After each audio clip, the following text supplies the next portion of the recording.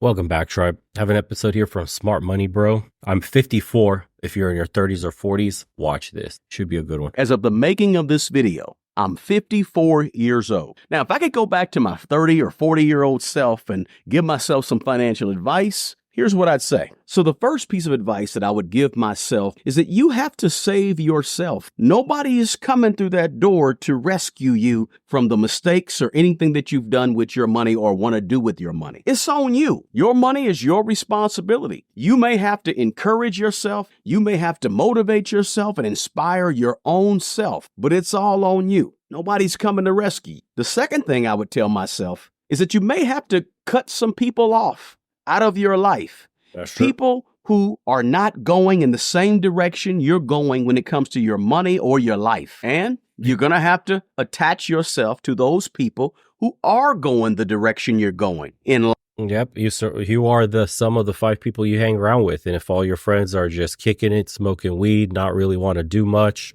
aren't talking about business, they're just talking about the latest trends, talking about what sports teams are doing what, addicted to the bread and circuses, you have to move on, man. Those are the people that hold you back because birds of a feather flock together. If you're surrounded by people that think negatively or try to hold you back from growing or starting a new business, they react negatively, right? The crabs in a bucket mentality. Every time you try to grow and come out of your shell, these people pull you back down on their level. You got to get rid of people like that because they do suck the life out of you. The energy is completely washed away. You could wake up completely motivated, man, and you want to go tell your bros everything. Like, I just had a sick idea. This is the business I want to start, and I'm feeling so good about it. And they'll just straight clown you. They'll make you feel like you're an idiot. Like, your idea is stupid. Like, why would you even think of that? Like, bro, relax. Come kick it, eat some pizza, play some games with us, and let's go watch the football game that's coming on later tonight. It's insane, dude, that so many people don't understand that the friends they have around them aren't actually their friend. That's a huge one, too. Life and with money, or people who have been where you are and are at where you want to get to.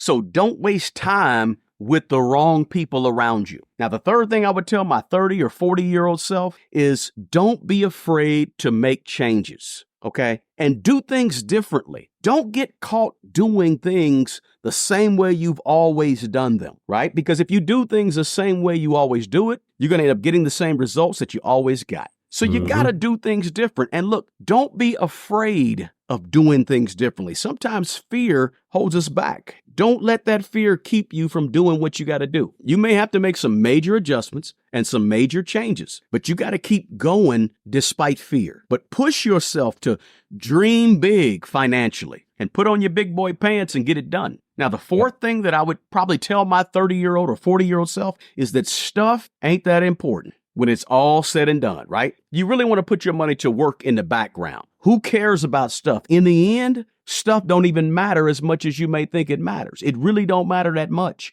right? What matters more is your money going to work for you and working real hard for you back there where nobody can see it. So I would tell myself, hey, don't spend time trying to look rich and look like you got something, but focus that energy on getting wealthy in the back, right? Where people can't see it. Save your money, invest it. All you really need to spend money on in terms of it's a house and a car. That's it. Those are the 2 things you really need, house and car. Once you got that situated, invest the rest of the money. If you can't afford a house yet, you should save all that money otherwise that maybe, the house you want is out of reach. So the down payment that you have, put that in the stock market, put that in gold, put that in whatever. Let it sit there, let it grow. Maybe in 2 years, 3 years, 4 years, 5 years, who knows when. You might be ready to buy a house. Your income is raised a little bit. You saved a little bit more money, and that initial down payment from 5 years ago has ballooned up to damn near double or a good 40, 50% more than it was what you put in there. And you got a pretty penny extra. Looking rich is not that important. Most people that flash all those garbage brands that are always interested in looking their best, flashy wallets,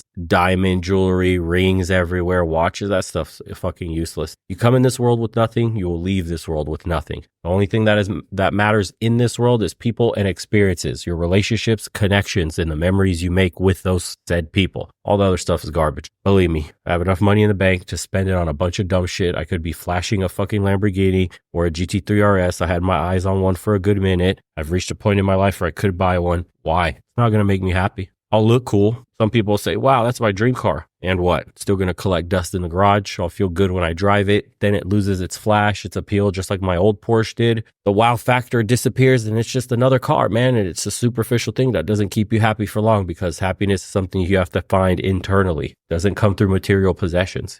Once you get a little bit of money and you're able to buy basically all your whims, all your desires, you'll understand that. But until then, I understand also what it's like to be poor when you have no material possessions, thinking stuff could make you happy. It's a lesson we all go through. And it's none of their business to see it. They shouldn't be seeing it. Now, the fifth thing I would tell myself is invest more money if you can. Stretch yourself to put more money away towards your investments as early as possible. If you're 35, 36, 37, 32, 40, put away as much money as possible. The sooner you start doing that, the more compound interest can really go to work on your behalf. Look, you're going to pay for it anyway. You're going to pay when you're 60 or you're going to pay when you're 30. I suggest you pay it when you're 30, when you have the energy, you have the good health, and you're motivated when you're 30 years old. Pay for it at 30 so you can chill when you're 60, because you don't want to pay for it when you're 60 and regret the fact that you didn't pay for it when you was 30. Now, that takes me to the sixth thing. The sixth thing I'd probably tell myself is start now, don't wait. The longer you wait, the harder it's going to get.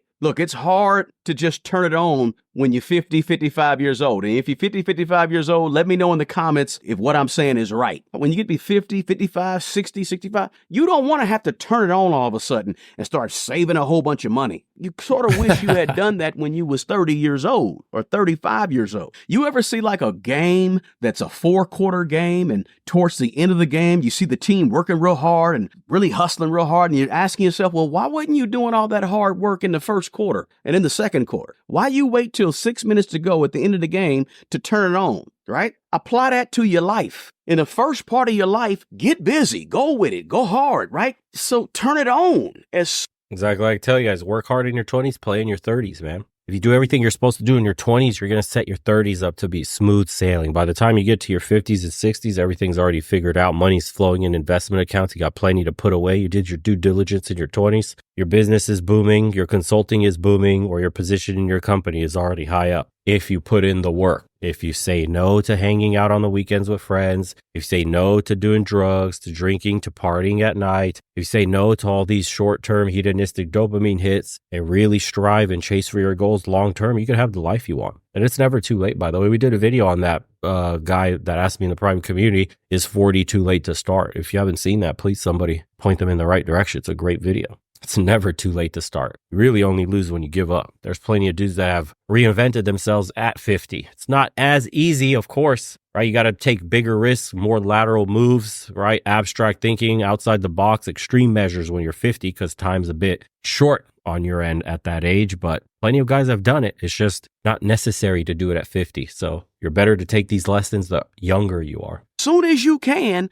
And don't wait till the end of the fourth quarter to start getting really serious about this thing. Now, the seventh thing I would tell my 30 or 40-year-old self is to exercise, walk, keep your body in shape, keep your body in good physical condition so that you're here for the long haul, right? Health What good well. is it to have a whole lot of money if you're not in good shape and good physical condition to enjoy it? Now, the eighth thing I would say to myself, my 30 or 40-year-old self, is forgive your parents as soon as you can. Your parents probably did the absolute best they could do with what they had. Maybe they didn't have a whole bunch of money. Maybe they didn't send you to this type of school or that school, or buy you this or buy you that. Look, the sooner you can forgive your parents and move on, the better. Don't live back there in the past. Look, all parents, all people, all humans, we all make mistakes. We make mistakes in life and with money. Don't beat yourself up, and make sure you forgive you and you forgive your parents for whatever took place in the past. And you need to live life moving forward, looking forward. The key is to recognize those mistakes, forgive, and move on. And don't repeat them. And they were doing the best they could. That's extremely true. Like my parents, when they came to the United States when I was a baby, they never went to college. They had no idea how the college system worked. They didn't help me apply for college. They didn't help me write my letters. They didn't know. They had no idea. It was all on my shoulders. You got to figure it out, kid. Money for college, they didn't put any of that away. You got to figure out how to pay for that shit. Same thing when it came to starting a business, all that stuff. I wasn't pushed in that direction by them. They never started a business. I was the first one to go to college. They had absolutely no experience past the bare necessities that they knew how to do. Take care of babies, work with your hands, be a laborer, be a stay-at-home wife, the basics to make a family unit survive. But luckily, that was just enough. I had a little bit of fire in my belly, so I took the opportunity and the advantages they gave me of coming to the United States and made something of myself. And I did go to college and I did start a business and it did end up being successful and I worked my ass off and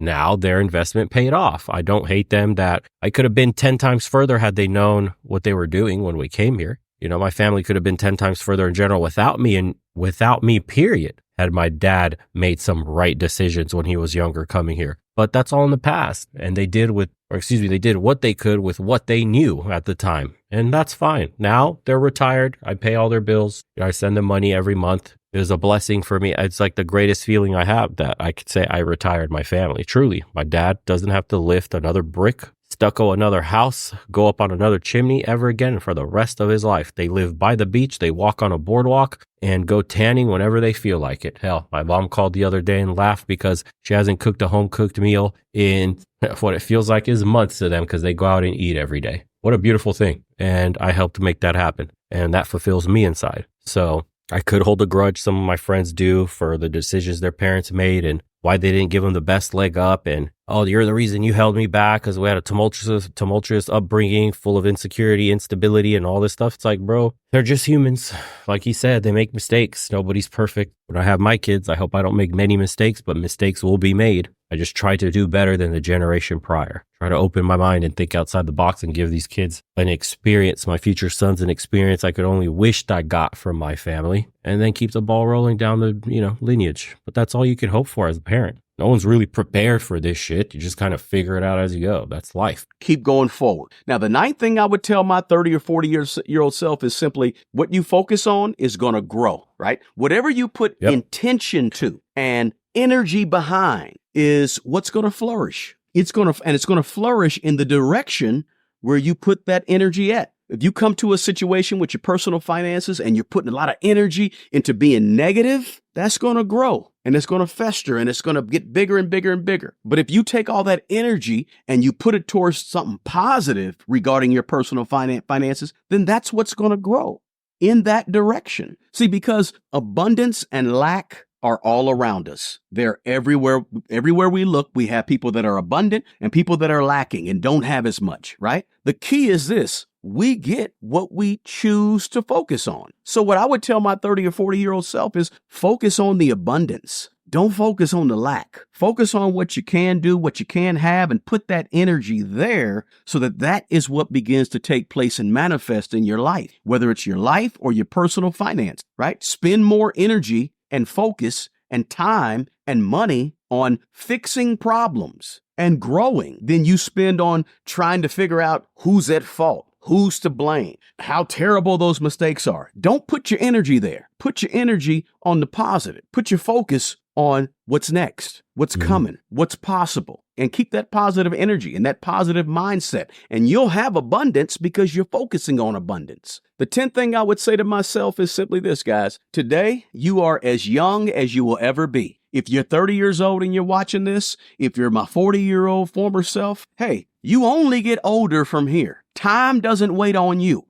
And the older you get, the faster time passes us by. So you don't get moments back. You don't get days back. Oftentimes, you don't get opportunities back. You got to seize the opportunities that are put before you with both money and time, right? Now, the 11th thing that I would tell my 30 or 40-year-old self is that your life and your money changes when you change. Your life and your money gets better when you get better. Your money and your life will improve when you improve. You want things to change with your money? You want to have more money? You want to have more investments? You got to make some changes because it ain't changing till you change. And when you change, it changes. Now, the 12th thing I would tell myself, my 30, 40-year-old self, is make sure that you help other people and you give to other people. Not just to get something out of it, but you give and you help other people because it's just the right thing to do. See, I would tell my former self, listen, the price you pay for all the beauty of living and life itself is to give and help other people because you're not in the world by yourself. And giving and helping others is a small price to pay for the beauty of life that we all enjoy.